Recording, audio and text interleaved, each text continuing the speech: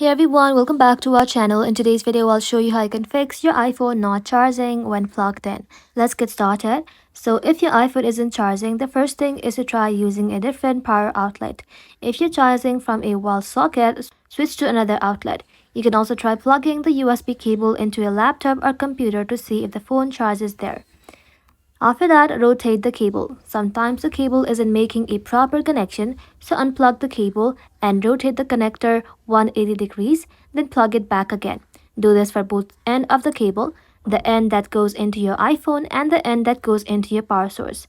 Check again to see if the iPhone starts charging. Also clean the charging port.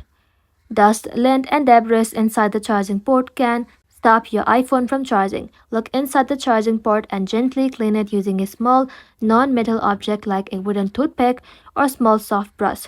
Remove any dust or debris, then try plugging into the charger again. If it's still not charging, try power cycling on your phone. Press the volume up button, then the volume down button, and then press and hold the side button.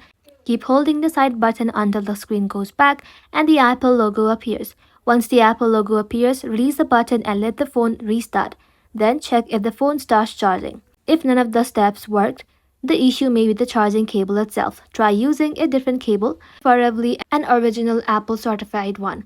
Damaged or faulty cables are one of the most common cause of charging problems. That's it. These are the easiest way to fix iPhone when not charging.